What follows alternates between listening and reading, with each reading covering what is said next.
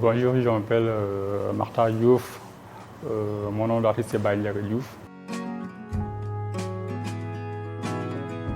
Quand j'avais 8 ans, 9 ans, que j'avais commencé à faire des croquis sur des supports comme des papiers sur les baobabs de mon village et tout ça. Et à l'école, j'étais aussi un bon élève, mais je dessinais très bien aussi, quoi. Après l'école primaire, j'ai fait la troisième, après avoir eu mon BFM, que j'ai quitté l'école. En 2013, que j'ai obtenu mon premier certificat en design comme menuiserie bois. Après que j'ai signé un contrat à Khadim Rassoul ébéniste, que je puisse avoir une somme qui est pas mal pour s'inscrire à l'école des Beaux-Arts. Après, en 2016, j'ai sorti à l'école des Beaux-Arts pour faire une recherche de technique, de style, de mon propre style, de mon propre identité pour qu'on puisse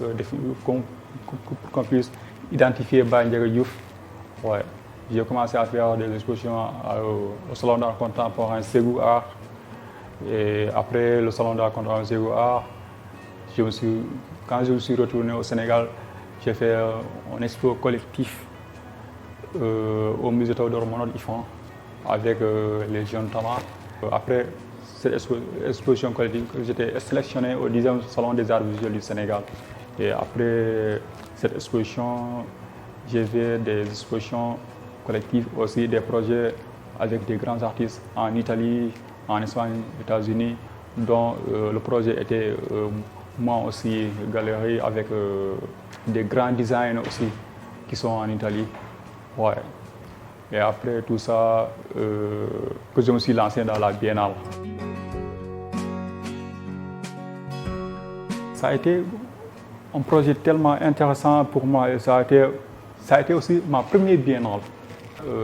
Cette Biennale était un projet pour moi et un projet de finalité pour faire montrer les gens qui je suis au fond de moi.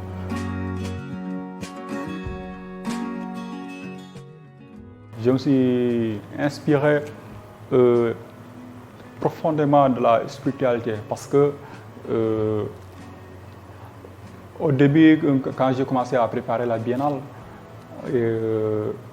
on s'est lancé dans un mois qui est un peu spirituel pour moi. Donc j'étais dans une retraite spirituelle qui m'a lancé dans des univers incroyables et aussi qui ont amené une lumière et une force en moi pour s'exprimer les bonheurs, les malheurs, les pouvoirs perdus et tout ça, et les espoirs aussi, les espoirs un peu diminués, parce que je ne dirais pas d'espoirs perdus, quoi, mais des espoirs un peu diminués, quoi, des trahisons, tout ça. Tout ça, il est dans le travail.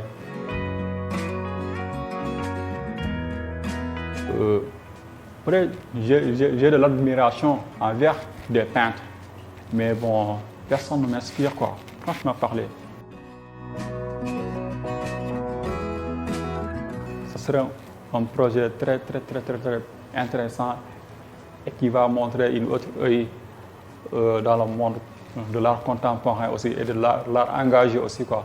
Parce qu'aujourd'hui, nous sommes dans un monde de l'art qui est un peu, comment dire, on nous force l'art naïveté, tout ça, des fois, tout ça, bon, sans pour autant parler de la vie réelle de l'humanité.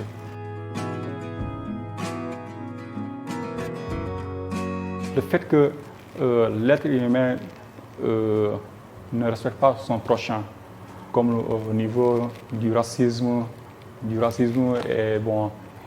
et les affrontements.